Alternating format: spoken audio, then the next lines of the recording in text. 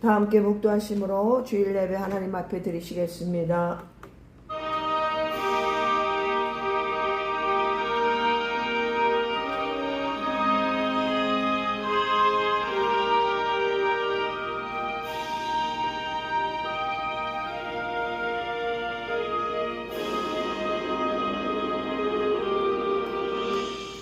하나님은 영이시니 예배하는 자가 영과 진리로 예배할지니라. 아멘. 우리 다 함께 경배 찬양 10장 경배 찬양 드리시겠습니다.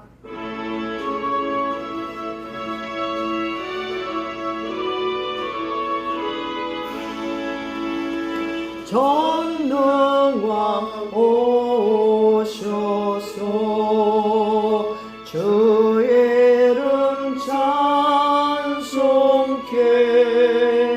하옵소서. 영광과 권능의 성부여 오셔서 우리를 다스려 주옵소서. 강생한 성자여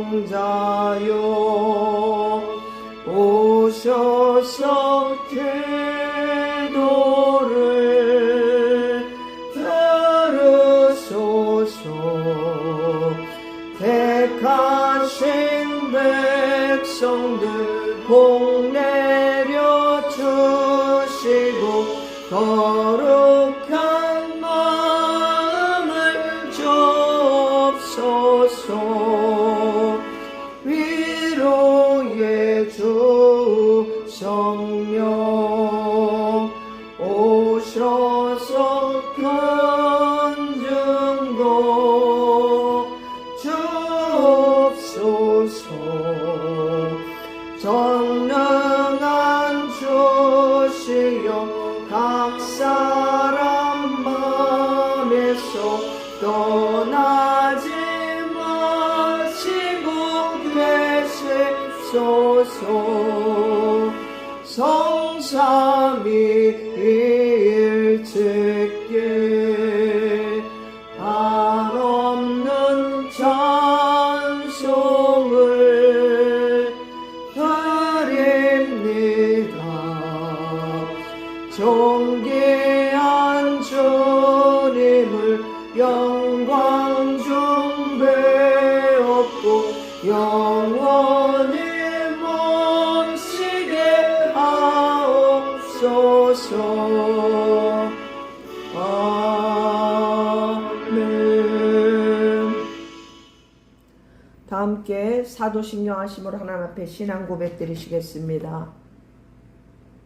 전능하사 천지를 만드신 하나님 아버지를 내가 믿사오며 그 외아들 우리 주 예수 그리스도를 믿사오니 이는 성령으로 잉태하사 동정녀 마리아에게 나시고 본디오 빌라도에게 고난을 받으사 십자가에 못 박혀 죽으시고 장사한 지 사흘 만에 죽은 자 가운데서 다시 살아나시며 하늘에 오르사 전능하신 하나님 우편에 앉아 계시다가 저리로서 산자와 죽은 자를 심판하러 오시리라. 성령을 믿사오며 거룩한 공예와 성도가 서로 교통하는 것과 죄를 사여 주시는 것과 몸이 다시 사는 것과 영원히 사는 것을 믿사옵나이다. 아멘. 우리 다 함께 323장 찬양 드리시겠습니다.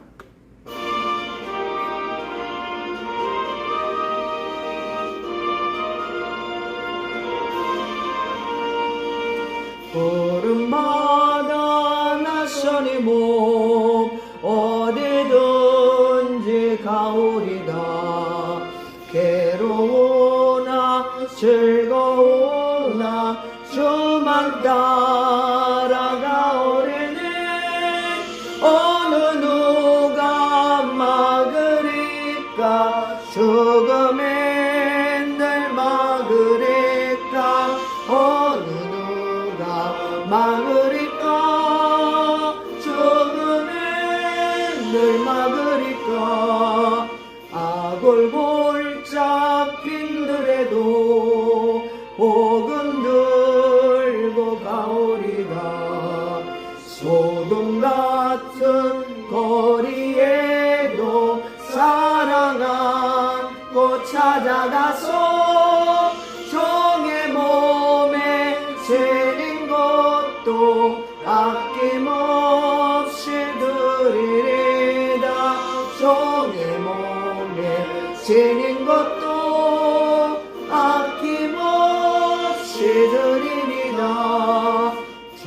이 영광 모든 것을 주님 홀로 받으소서. 멸시천대 십자가는 제가 제거하오리라. 이름 없이 빛도 없이 감사하며 섬기리라. 이름 없이 빛도 없이 감사하며 섬기리라. 아멘. 기도하겠습니다. 공의 하나님, 오늘도 이 시간 주님을 찬양하며 예배하게 하심을 감사드립니다. 지난 한 주간도 저희들을 지켜주시고 보호 인도해 주신 주님의 그 크신 은혜와 사랑에 다시 한번 진심으로 감사를 드립니다. 입술로는 예수님의 성품을 담기를 원하지만 정작 우리 삶에서는 그렇지 못할 때가 많습니다. 주님 영광 가리었던 저희들의 죄와 허물들을 용서하여 주옵소서. 지금 이 시대는 온 인류가 주께서 말씀하신 대로 마지막 때의 징조들이 각 나라마다 곳곳마다 나타나는 가운데 있나이다. 저희들 시대를 분별하게 하시고 영적인 잠에서 깨어나 기름과 등불을 준비하게 하여 주옵소서. 북한의 전쟁의 위협으로부터 이 나라를 보호하여 주시고 이 나라 대한민국이 자유민주주의 국가로 회복되게 하여 주옵소서. 기독교 내에서도 진리가 왜곡되고 거짓 선동에 미혹되고 돈과 권력의 영혼을 빼앗긴 자들이 너무나도 많습니다. 창조주 하나님의 계획과 섭리를 대적하는 모든 악의 무리들을 우리 하나님의 공의로 다스려 주옵소서. 악인들이 자신에게 자신들이 넘어지게 하시고 부끄러움을 당케 하시며 자신들이 파놓은 웅덩이에 자신들이 빠져 헤어나오지 못하게 하여 주옵소서. 억압과 불의 가운데 애통하며 부르짖어 기도하는 수많은 주의 백성들을 기억하여 주시고 불쌍히 여겨 주옵소서. 저희들 이 땅의 것에 너무 연연하지 말게 하시고 우리 모두 하늘의 소망을 두게 하시고 세상의 것을 얻기 위해 나의 소원만을 위하여 예수님을 찾고 구하는 것이 아니라 날 구원하신 예수님의 은혜와 사랑에 감사하며 주님의 뜻을 구하며 순종하며 살아가는 성도들이 되게 하여 주옵소서. 그리할 때 더불어서 부으시는 하나님의 은혜와 세상이 줄 수 없는 참된 기쁨과 평안을 누리게 하여 주옵소서. 오직 예수님과 동행하는 것이 하나님께서 주시는 형통의 복임을 깨닫게 하여 주옵소서. 오늘도 말씀을 통하여 주의 뜻을 깨닫게 하여 주시고 위로하여 주시고 소망을 갖게 하여 주옵소서. 이 모든 말씀 우리 주 예수 그리스도의 이름으로 기도드립니다. 아멘.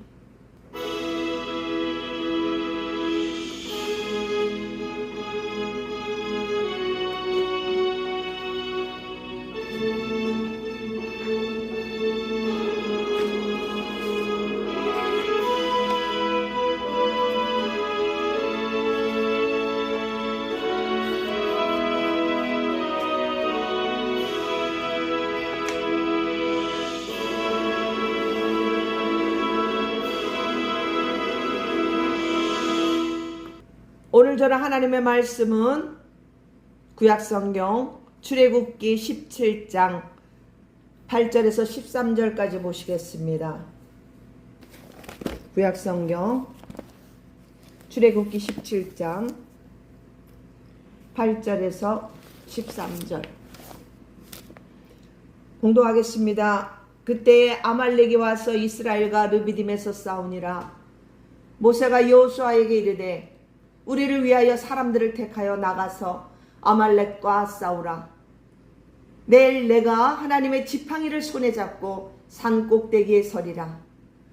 여호수아가 모세의 말대로 행하여 아말렉과 싸우고 모세와 아론과 훌은 산 꼭대기에 올라가서 모세가 손을 들면 이스라엘이 이기고 손을 내리면 아말렉이 이기더니 모세의 팔이 피곤함에 그들이 돌을 가져다가 모세의 아래에 놓아 그가 그 위에 앉게 하고 아론과 훌이 한 사람은 이쪽에서 한 사람은 저쪽에서 모세의 손을 붙들어 올렸더니 그 손이 해가 지도록 내려오지 아니한지라.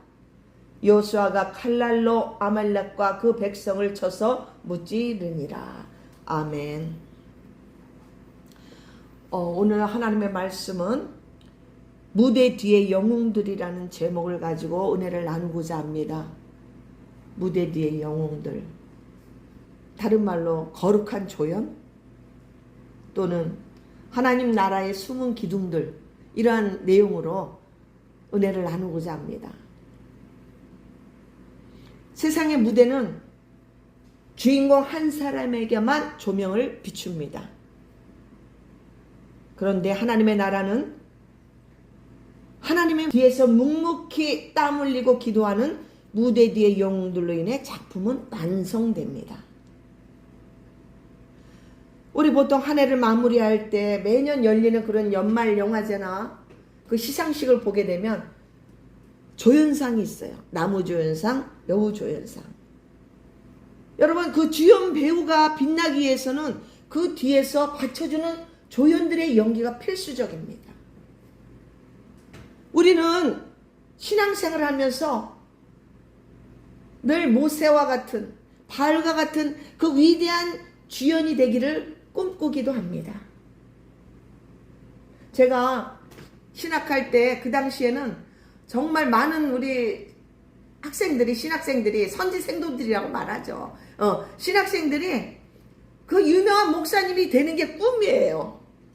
서로들 어떻게 해서든지 그 이름을 날리는 부흥사 내지는 유명한 목사님이 되려고 엄청나게 기도를 많이 했었습니다. 근데 가장 되고자 하는 그 목사님의 롤 모델이 조용기 목사님이었어요. 여의도 순복. 그분의 그냥 이 말투까지 막 다 따라하면서 엄청 사모했던 그런 학생들이 참 많았는데요. 샤샤샤 하면서 뭐. 근데 그 특유의 우리 그 조용기 목사님의 말투가 있어요. 그런데 하나님의 나라의 그 역사를 가만히 들여다보면 화려한 조명 아래 그 서 있는 그 주인공들 뒤에는 언제나 묵묵히 제자리를 지킨 그 거룩한 조연들이 있었다는 거예요. 저는 오늘 말씀을 통해서 이름 없이 빛도 없이 하나님 나라를 떠받쳤던 그 수많은 일꾼들 중에서 시간상 몇 분만을 추려서 제가 말씀을 드리며 은혜를 나누고자 합니다. 자, 우리 하나님 나라를 세운 그 명품 조연들은 과연 누구였을까요? 제가 제일 먼저 구약 성경의 오늘 본문에 기도의 손을 끝까지 받쳐준 동역자 아론? 아론도 조연이에요. 근데 저는 오늘 훌에 대해서 말씀을 전하도록 하겠습니다. 이 장면은 우리 하나님의 백성들의 그 기도의 중요성이 기도가 중요하다는 걸 매우 강조하고 있다는 거예요. 어떤 상황이었어요? 아말렉과의 전쟁하는 그 상황이었어요. 이렇게 이스라엘 백성하고 이제 전투를 벌이게 되는데 모세가 너는 나가서 싸워라. 전방에 가서 싸워라. 나는 후방에서 산꼭대기에 올라가서 나는 기도하겠다. 지금 그렇게 말한 거야. 그런데 문제가 뭐냐면은 아무리 위대한 지도자 모세라 할지라도 힘든 거예요. 여러분 생각해 보세요. 저도 가끔 손 들고 기도할 때가 있거든요. 오래 못해요. 팔이 아파서. 그래서 이 모세가 기도하면서 이 손이 올라가 있을 때는 밑을 내려다보면 막 여호수아가 이기고 있어요. 이스라엘 백성이. 그런데 이 손이 내려가면은 치는 거예요. 오 마이 갓. 응? 그런데 이때 아론과 함께 훌이 등장합니다. 훌은 모세를 앉힐 그 돌을 가져오고 모세의 한쪽 손을 끝까지 받쳐들었습니다. 아론은 이쪽에서, 훌은 이쪽에서. 이 훌은 칼을 들고 전방에서 싸운 게 아니에요. 응? 지도자 모세의 그 지친 그 기도의 손을 붙잡아 준 거예요. 그 사역의 손을 붙잡아 준 거예요. 묵묵히 받쳐주고 있었어요. 서서. 상상해 보세요. 이 모세는 지금 앉아서, 너무 힘드니까 앉아서 기도하면서 팔을 들고 양쪽에 아론과 훌이 있는 거예요. 이 장면은 그냥 단순히 뭐 물리적으로 손을 올리고 내리고 하는 그런 높낮이가 아니고, 응? 모세가 하나님 앞에서 손을 들고 기도하며 하나님을 의지하는 그 상태를 상징하고 있는 거예요, 지금. 영적 의미가. 그래서 이 장면을 우리 주석가들이나 설교자들은 기도의 승패가 전쟁의 승패를 결정한다. 여러분, 구약 성경을 쭉 보면 군인이 많아서, 이스라엘 군병이 많아서 적군을 해쳤어요? 아니요. 하나님 앞에 기도했을 때 하나님의 군대가 저들을 다 무찔러 주신 거예요. 물론 이스라엘 군인도 싸웠지만. 그 말인 거예요. 기도가 승패를 가른다. 그만큼 기도가 중요하다는 것을 오늘 말씀해 주고 있는 거예요. 이 내용이 원래. 근데 지금 저는 지금 훌에 대한 조연을 말씀하고 있어요. 그래서 이 본문의 핵심 메시지는 그 중보 기도가 얼마나 중요한지. 뭐 각 이렇게 교회들 보면 그 중보 기도 틈 있잖아요. 물론 정말로 진정한 우리 중보자는 예수 그리스도지만 우리 그 예수 그리스도의 그 정신을 물려받아 이렇게 각 교회마다 중보 기도팀이 있어요. 이웃들을 위해서 기도하고 나를 위해서 기도하고 문제 있는 사람들을 위해서 기도하는 그 팀이 있단 말이죠. 중보 기도의 중요성과 그 기도의 지속성, 한 번으로 끝나는 게 아니라 계속해서 붙잡아주고 서 있었어요. 모세도 기도하고. 또 한 가지는 모세를 도왔던 동역자의 중요성을 말씀해주고 있는 것입니다. 아론과 훌이 모세의 손을 들어준 것처럼 기도도 혼자만이 아니라 함께 중보기도로 돕는 동역이 필요하다는 것을 교훈하고 있습니다. 사랑하는 성도 여러분, 우리 지금 예수사랑교회도 묵묵히 섬김의 자리에서 비록 작지만, 아주 작지만 저와 더불어서 함께 받쳐주시는 귀한 분들 몇 분이 계시기에 이 사역을, 이 사명을 감당할 수가 있는 거예요. 여러분 혼자 제가 무엇을 하겠습니까? 저 아무것도 없이 이 교회를 주님께서 세워주신 거예요. 그 복음 하나 열정 가지고 하나님이 세우신 거예요. 하나님께서 세세한 필요한 모든 것까지 하나님이 다 붙여주셔서 동역자를 붙여주시고 섬길 자를 다 이렇게 이루어진 거예요. 그 교회가 바로 오늘 예수사랑교회입니다. 그래서 이 사명을 감당하게 하시는 거예요. 저의 주된 사역은 SS 사역이죠. 소셜 네트워크 서비스가 SNS의 준말이에요, 여러분. 이 사역을 감당하게 하시는 거예요. 너무 감사하죠. 또 너무 놀랍고요. 그래, 여러분 정말 혼자는 독불장군 없어요. 다 누군가가 서포트 해주기 때문에 되는 거예요. 특히 하나님의 나라는 그렇습니다. 하나님의 일은 순종하며 기도를 돕고 때로는 물질로 때로는 몸으로 늘 시간을 내서 또 이 예배 동영상을 편집하는 그 일꾼들이 있기 때문에 이 사역을 감당할 수가 있는 것입니다. 할렐루야. 로마서 8장 28절에 우리가 알거니와 하나님을 사랑하는 자 곧 그의 뜻대로 부르심을 입은 자들에게는 모든 것이 합력하여 선을 이루느니라. 아멘. 자, 두 번째 인물은 복음 전파의 리더. 다시 말해서 주인공을 세워주는 다리 역할을 했던 바나바를 말씀드리고자 합니다. 바나바. 바나나가 아니에요. 바나바. 사도행전 9장 26절부터 27절에 보시면은 사울이 예루살렘에 가서 제자들을 사귀고자 하나 다 두려워하여 그가 제자됨을 믿지 아니하니. 바나바가 데리고 사도들에게 가서 그가 길에서 어떻게 주를 보았는지와 주께서 그에게 말씀하신 일과 다메섹에서 그가 어떻게 예수의 이름으로 담대히 말하였는지를 전하니라. 이렇게 나와 있어요. 여러분, 박해자, 핍박자, 예수 믿는 자들 핍박했던 그 사울, 바울 말하는 거야. 사울, 그때는 사울이라고 그랬으니까. 사울이 예수님을 만나고 난 후 회심을 합니다. 회개하고 돌이켰단 말이에요. 예수 그리스도를 진정 만난 거예요. 그래서 예루살렘 교회를 찾아왔어요. 이제 그들과 이제 교통하면서 하나님의 일을 이제 하려고 사도로서의 그 사명을 감당하려고 그러는데 거기에 기존의 예수님의 제자들이 그를 두려워하고 믿지 않았어요. 왜 그랬을까요? 이 사울은 유대교에서 매우 열심히 있는 바리새파 중에 바리새인이라고 그랬어요. 율법에 능한 자였어요.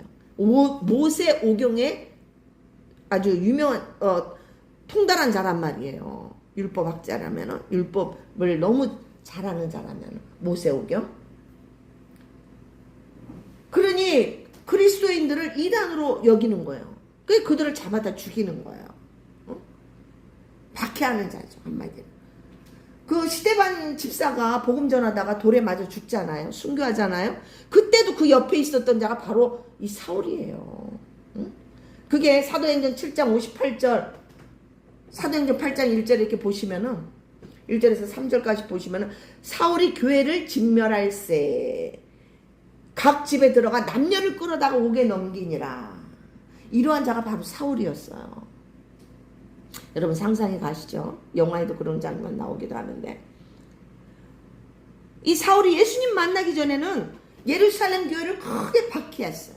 박해하고 성도를 그냥 집집마다 성도들의 그 집을 찾아가서 다 끌어내는 거예요. 잡아 가두고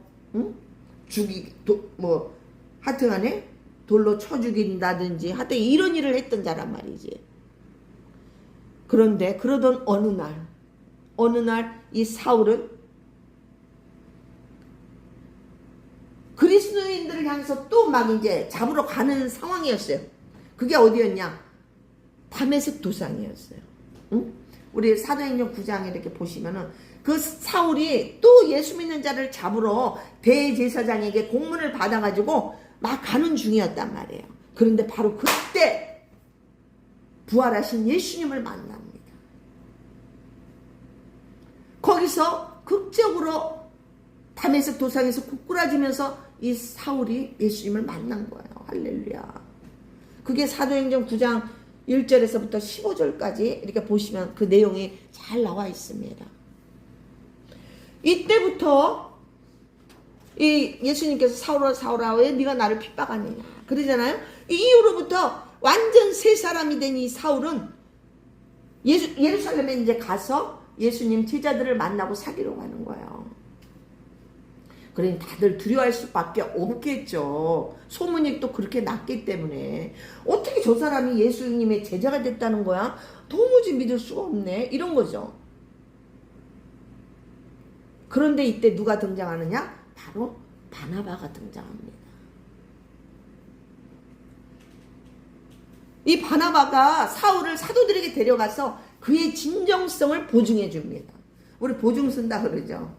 걱정하지 마라. 내가 책임진다. 이 사람 진짜 예수님 만난 사람이다. 이렇게 보증해 주는 거야. 다리를 놓아주는 거예요. 연결고리. 그 역할을 해주는 거예요. 여러분 참고로 그 사울을 나중에 바울이라고 그러잖아요. 바울. 이것은 바울이가 부르게 된 건 예수님이 계명해 주신 게 아니에요. 원래 그 히브리식 유대식 이름이 사울이고 로마식 이름이 바울이에요.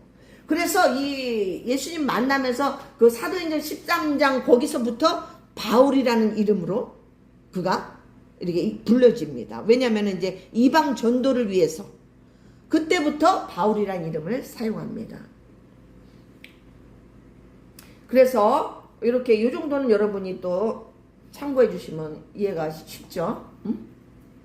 그래서 로마식 이름인 바울로 사용하게 됐다.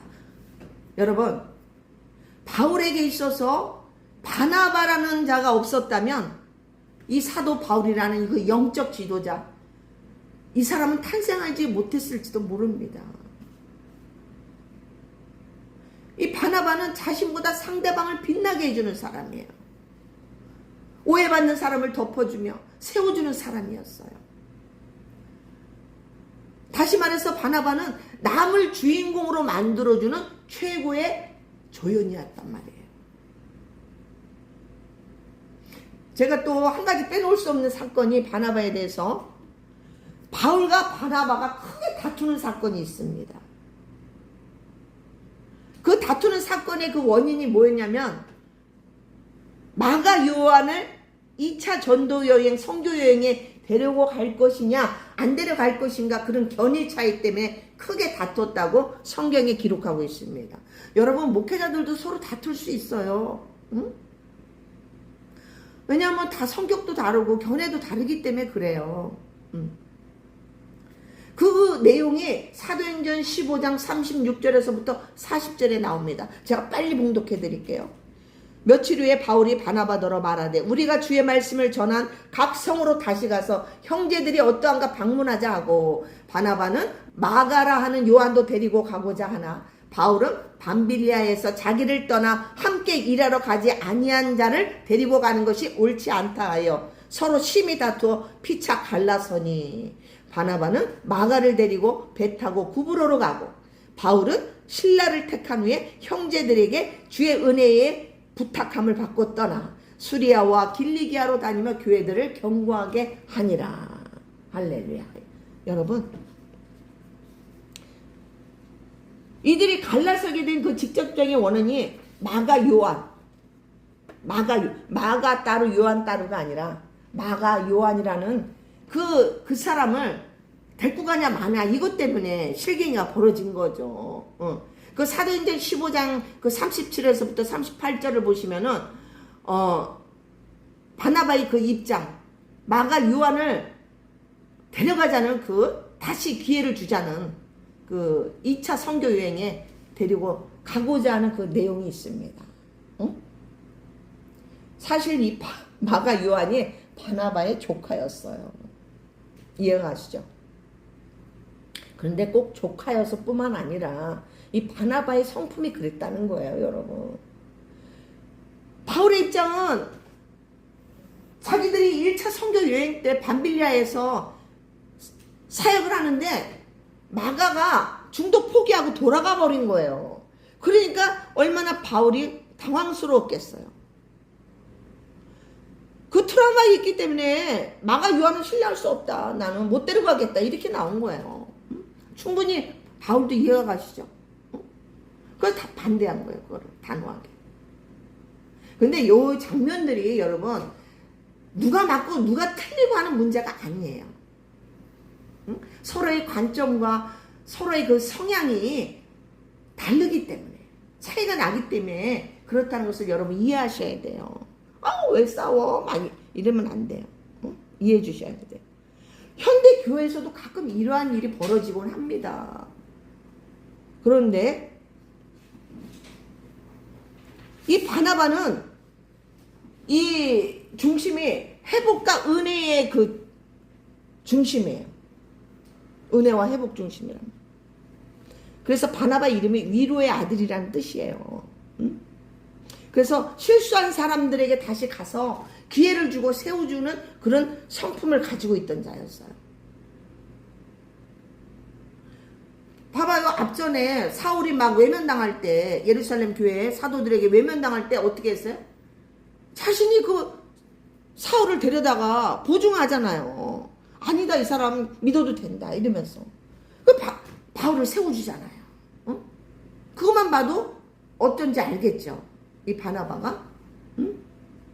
그러니 마가 요한, 조카를 떠나서 이 마가 요한도 품어주자, 이런 거였어요. 근데 이 바울은 좀 사명, 그 원칙 이런 거 좋아하는 사람, 성향이. 그래가지고 복음 전파라는 그 엄중한 하나님의 그 과업을 이런 마가 요한하고 가는 게 못마땅했던 거죠. 확실한 사람 데리고 가고 싶었던 거죠. 응?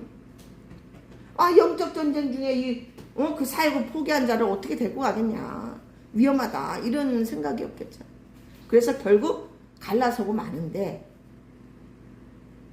바나바는 어떻게 마가를 데리고 배 타고 구브로로 가고, 그 유명한 신라와 바울과 신라 감옥에서 갇히고 막 옥문이 열려지는 그 사건 아니에요.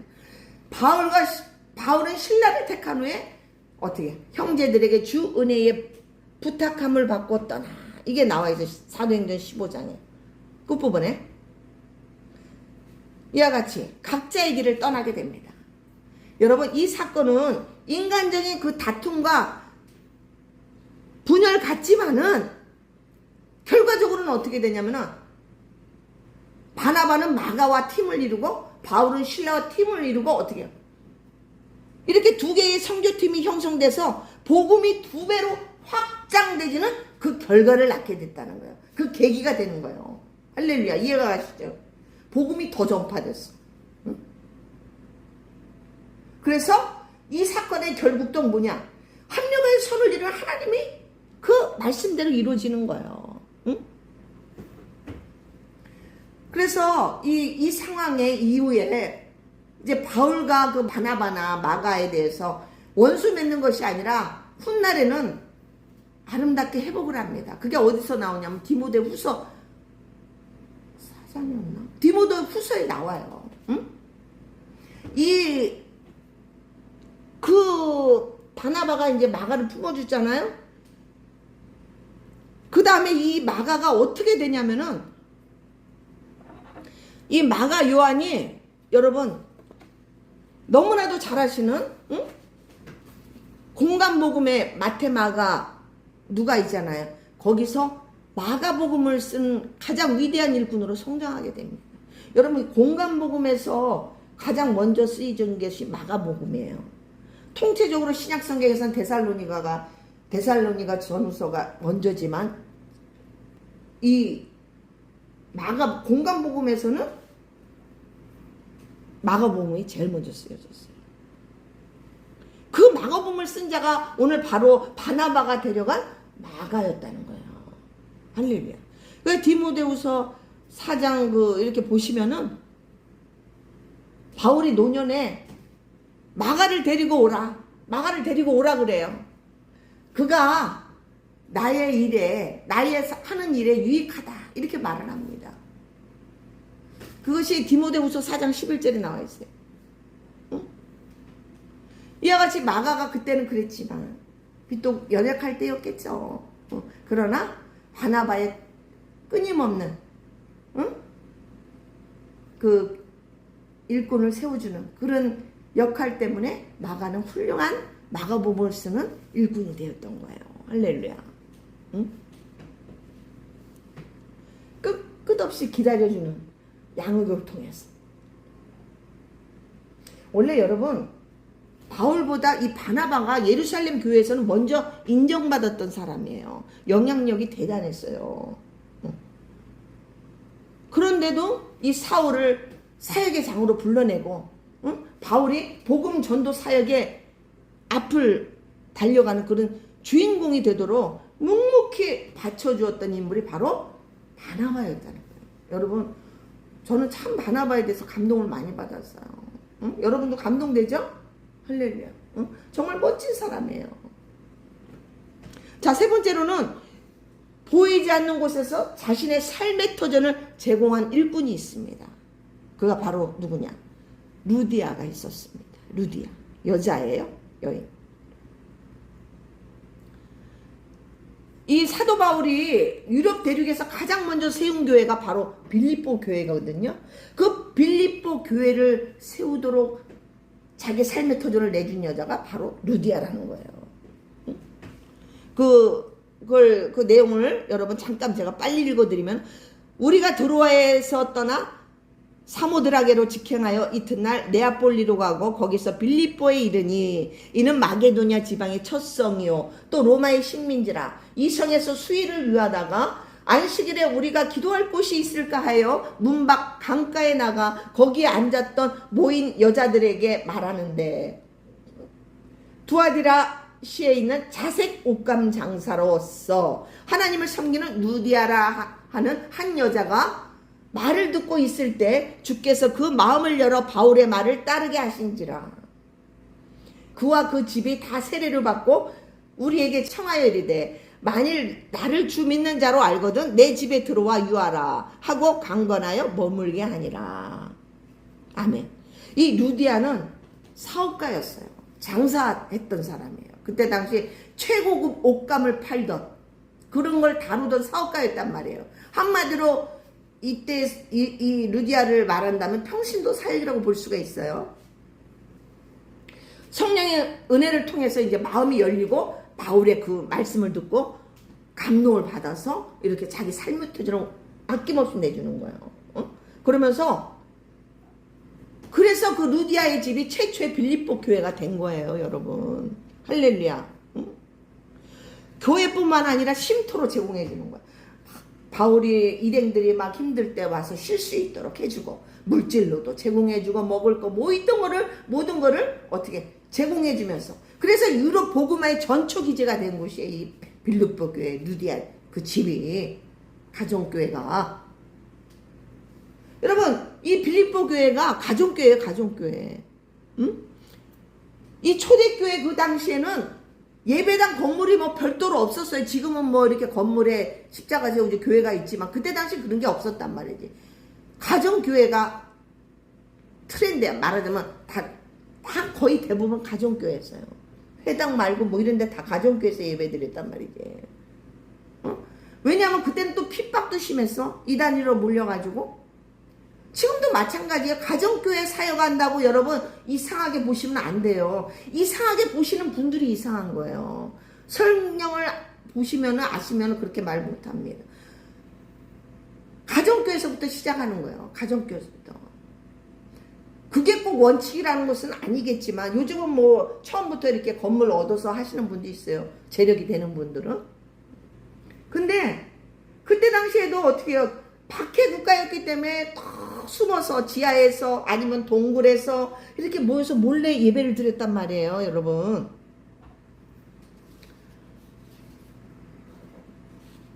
그래서 이 성경에서 대표적인 가정교회가 어딘 줄 아세요? 제가 몇 군데만 얘기할게요. 많지만 루디아의 집, 지금 빌립보 교회로 세워진 거. 또 로마의 그 브리스길라와 아굴라의 집. 또 골로새의 빌레몬의 집. 예루살렘의 마갈요한의 어머니 마리아의 집 등이 이렇게 가정교회로 사용되던 거예요, 여러분. 이해가 가시죠? 응? 여러분, 저도 가정교회에서 맨 처음에는 이제 지하교회를 했다가 문을 닫으면서 다시 가정교회를 하면서 지금 이렇게 예수사랑교회 예배당으로 세워진 거예요. 근데 제가 이 루디아 여인에 대해서 얘기하다 보면 한 여인을 빼놓을 수가 없어요. 그게 누구냐면 바로 로마서 16장에 나오는 베베라는 여자예요. 베베. 응? 그 고린도 근처의 그 항구에 갱그레아 교회의 일꾼이었어요. 이 여자가 집사죠, 말하자면은. 근데 이 베베라는 여인은 대단한 여인이에요. 뭐가 대단하냐? 그런 박해 상황에서도 위험하고, 그 어려운 상황에서도 그 바울의 로마서 이 서신, 이 책을 목숨 걸고 전달했던 여인이 바로 베베였어요. 여러분, 이 로마서는 우리 신학의 꽃이라고 할 수 있어요. 뼈대라고 할 수 있어요. 기독교의 신학에. 다 그래서 마르틴 루터나 이 존 웨슬리가 다 이 로마서에 감동을 받고 종교개혁을 일으키고 그 영적 부흥을 일으켰던 거예요. 그래서 여러분, 로마서가 대단한 서신입니다. 책입니다. 네. 이것을 목숨 걸고 전달했다는 거예요. 그 여인이 바로 베베라는 거예요. 그래서 여러분, 저는 이 내용이 베베 막 루디아 막 이런 내용을, 이 사건을 다시 접하면 막 내가 흥분이 돼. 막 복음의 열정으로 내가 막 이렇게 와, 얼마나 대단합니까? 이런 자들이 있었단 말이에요. 무대 뒤에 숨어있는 그 영웅들이 있었단 말이에요. 드러나지 않은, 이름 없이 빛도 없이. 참 대단한 용기죠, 여러분. 하긴 성령께서 붙잡아 주시니까 하는 거죠. 여러분, 또 그 외에 또 빼놓을 수 없는 게 누구냐? 브리스길라와 아굴라. 여기서 개역기기정에는 브리스가와 이렇게 나와 있는데 브리스길라로 옛날에는 많이 얘기했어요. 브리스길라와 아굴라. 여러분, 이 부부인데 브리스길라가 남편이겠어요? 아내였겠어요? 브리스길라가 여자였어요. 아내였단 말이에요. 아굴라가 남편이고. 근데 이 브리스길라 아굴라에 이렇게 나열할 때 보면 원래 옛날에는 남자 이름을 먼저 앞으로 대거든요. 근데 여기서는 그러질 않아요. 브리스길라를 앞에 세웁니다. 이름을. 왜냐하면은 이 브리스길라가 특별히 또 통찰력도 좋고 영적으로 리더십도 좋고 여러 면에서 남편 아굴라도 잘했지만 여러 면에서 뛰어났던 것 같아요. 그래서 브리스길라를 먼저 앞에 이렇게 언급하는 것 같아요. 기록한 것이. 응? 여러분 그렇게 하면 이해가 쉬울 거예요. 응. 여기 그 브리스길라가 이 아굴라가 활동하는 그 내용들은 가만있어 봐. 내가 그게 어디였더라? 로마서 16장인가? 잠깐만요, 여러분. 지금 갑자기 생각나는데 로마서 16장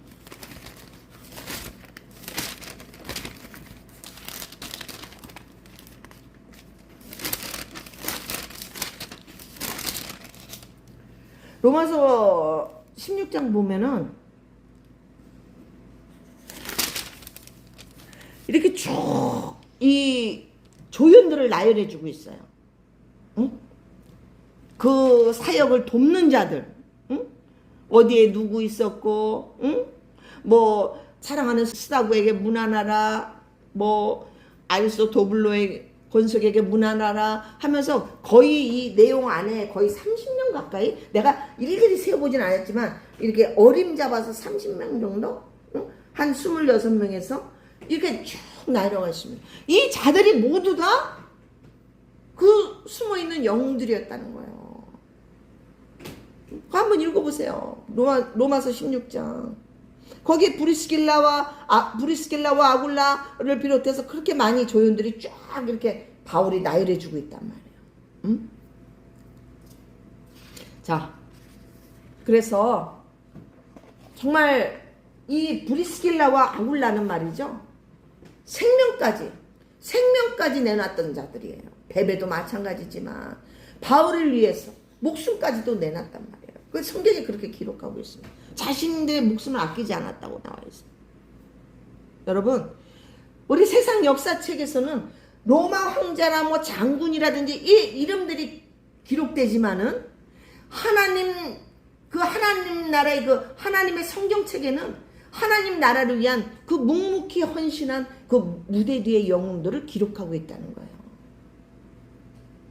오늘 우리 옛사랑 교회뿐만 아니라 여러분 각자의 교회를 떠받치고 있는 여러분 한 분 한 분이 바로 현대판 로마서 16장에 나오는 무대 뒤의 영웅들이 되실 줄로 믿습니다.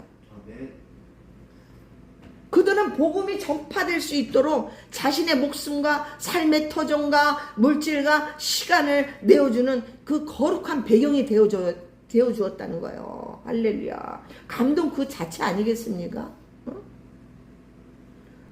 제가 이 믿음의 연단을 거치면서 깨달았던 그 부분 중에 하나가 바로 오늘 내용의 부분이었어요. 그 중에 하나가. 여러분 영화나 드라마의 그 연기자들을 보면 그 영화나 드라마가 주인공만 있는 게 아니잖아요. 응? 예수님은 나 같은 죄인을 살리시려고 내 주위에 많은 조연들을 등장시키셨다는 것을 전 깨달을 수가 있었어요. 응? 조연뿐만이겠습니까? 단역들, 엑스트라들도 수없이 많았겠죠. 응? 그러면서 지금도 제 인생의 라이프 스토리를 써가고 있는 중입니다. 정말로 좋은 분도 계셨고 어떨 때는 정말 그런 왼수가 없는 인간들도 있었습니다.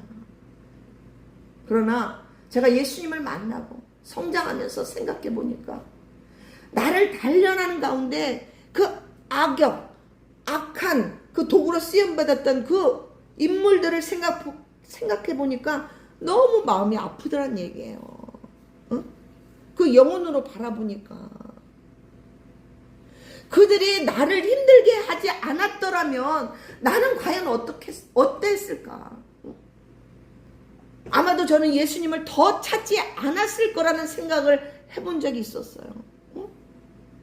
나를 그렇게 괴롭혀 주지 않았으면 내가 예수님을 더 찾았겠어요?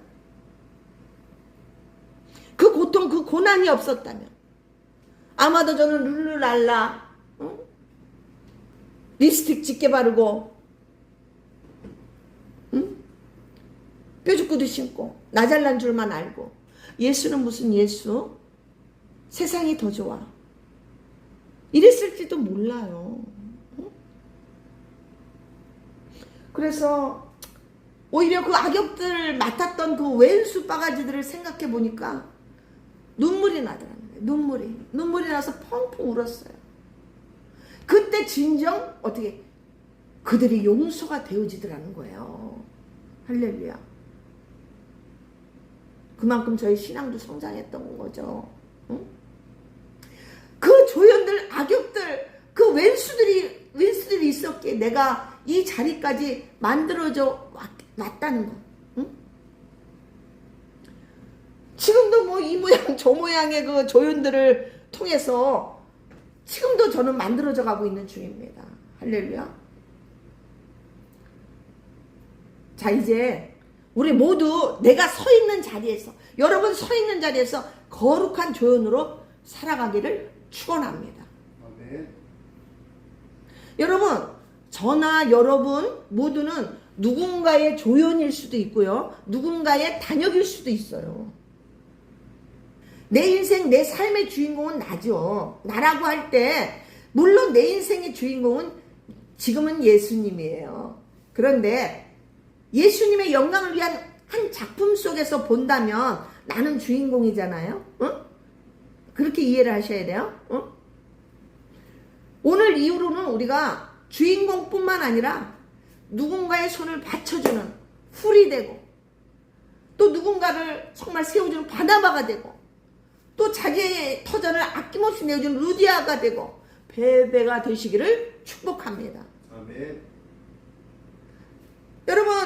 여러분들이 지금 이 설교를 동영상을 통해서 듣는 분들 어느 교회 다니신지는 모르겠지만 담임 목사님들, 교구장들, 뭐 구역장들 내지는 뭐 부서장들 각 부서장들 있을 거 아니에요. 또는 뭐 힘들어하는 이웃들이 있을 거 아니에요. 그들의 지친 손을 묵묵히 받쳐주는 여러분 기도의 동역자가 되시기를 축복합니다. 그로 말미암아서 여러분들이 우리 예수님이 기억하시는 이름들이 되시기를 바랍니다. 세상에서는 화려한 주인공만 기억하지만 우리 하나님은 무대 뒤에서 눈물 흘리며 기도하며 땀 흘리며 수고하는 그 숨은 일꾼의 이름을 하나님 나라의 생명책에 정확하게 기록하고 계실 것입니다. 아멘. 아멘. 할렐루야. 사랑하는 성도 여러분, 무대 뒤에서 조명을 받지 못한다고 낙심하지 마십시오. 응? 하나님은 오늘도 보이지 않는 곳에서 충성하는 무대 뒤의 영웅들을 지켜보고 계십니다. 아멘. 기도하겠습니다. 예수님 사랑합니다. 오늘도 귀한 말씀 감사합니다. 이후로는 세상의 주인공이 되려 하기보다 하나님 나라의 충성스러운 조연이 되어서 누군가를 세워주고 섬기는 복된 삶을 살아가는 무대 뒤의 영웅들이 되게 하여 주옵소서. 예수님 이름으로 기도합니다. 아멘. 이 시간 준비하신 예물 하나님 앞에 드리도록 하겠습니다. 찬송가 7절 1절만 하시겠습니다.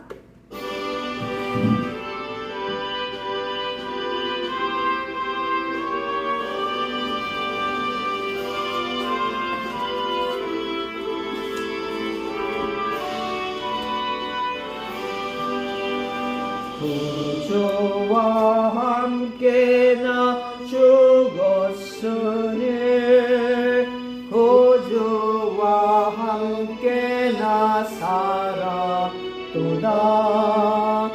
영광의 그날이 이르도록 언제나 주만 바라봅니다.